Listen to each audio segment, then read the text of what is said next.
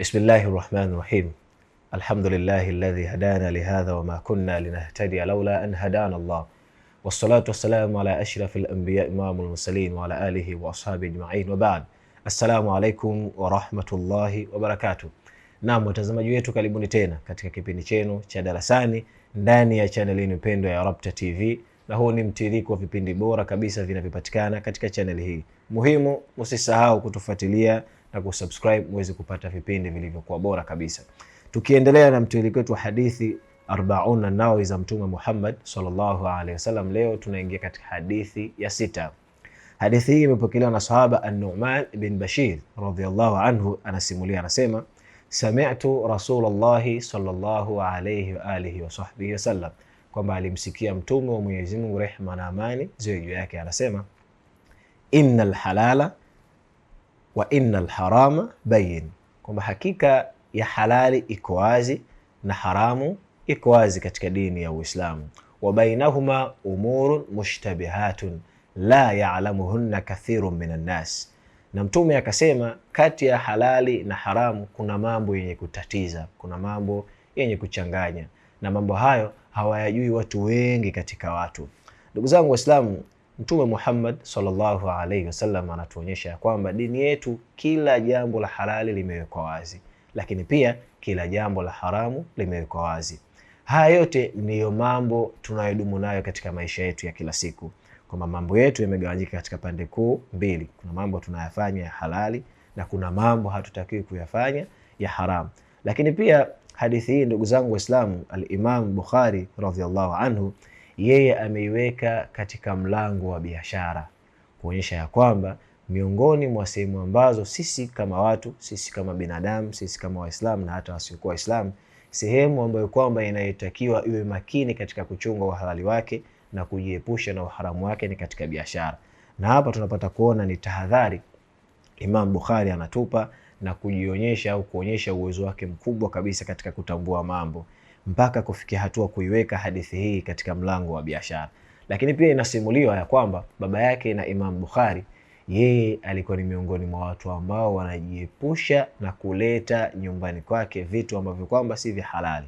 Yani alikuwa akijitahidi katika riziki zake, katika vipato vyake, ili familia yake ile vitu vilivyokuwa vya halali. Hiyo ilipelekea kumfanya kijana wake, ambaye leo hii sisi tunasoma hadithi zake na tunamsifia kwamba ndio kitabu chake kilichokuwa bora na kilichokuwa fasaha baada ya Qur'ani, kwa sababu ya kuchunga uhalali wa baba yake katika riziki alizokuwa akizileta katika familia yake. Lakini pia tunapata kuona huu ndio ulikuwa msingi wa maisha ya watu wema wote waliotangulia. Hapa tunapata matukio mengi kabisa ya kujifunza.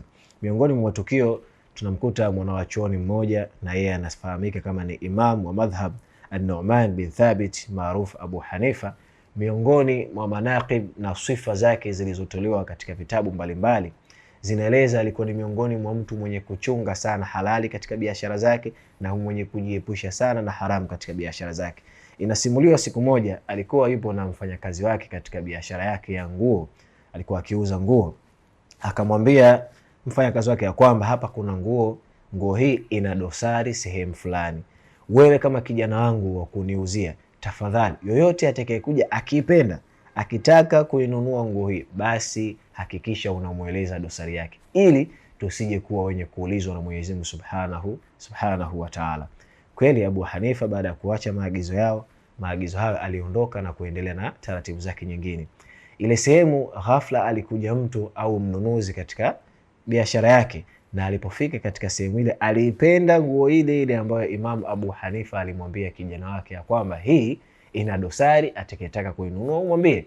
Na kwa bahati mbaya Mwenyezi Mungu Subhanahu wa Ta'ala alimsahaulisha kijana yule, akasahau kuieleza dosari ile kwa mnunuzi. Yule bwana akainunua ile nguo na akaondoka sehemu ile. Imam Abu Hanifa baadaye aliporudi alishangaa kuiona ile nguo haipo, na akamuuliza kijana wake, akamwambia bwana, ile nguo vipi? Nguo nimeiuza. Vipi, ulimueleza mnunuzi kuhusiana na dosari ile? Yule kijana akasema subhanallah, nimesahau, sikukumbuka kumueleza dosari. Imam Abu Hanifa inasimuliwa alikasirika siku hiyo, alighadhibika siku kuliko siku nyingine yote ambayo watu waliwahi kumuona.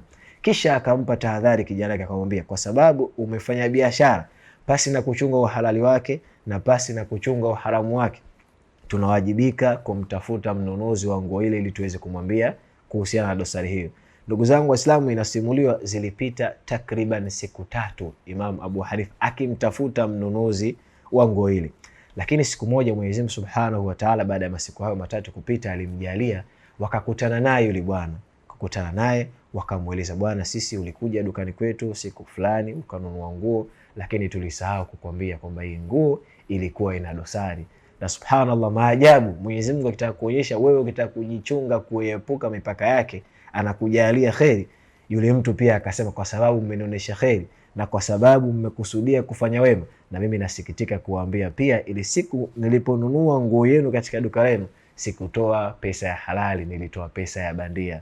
Subhanallah, hapa ni wema juu ya wema, kama Mwenyezi Mungu alivyosema katika Qur'an, hal jazaa'ul ihsan illa al-ihsan. Kwa sisi ndugu zangu Waislamu, katika biashara zetu, katika miingiliano yetu, tuchunge mipaka ya Mwenyezi Mungu Subhanahu wa Ta'ala. Biashara zetu tuziendeshe kwa uhalali na tujiepushe na kufanya uharamu. Hivi sasa katika maduka yetu, katika majumba yetu, riski pekee ambayo kwamba imekuwa haina shubha, tukizikusanya tunaweza tukapata bani asilimia 1 katika asilimia 100 ya vile tunavyoviingiza.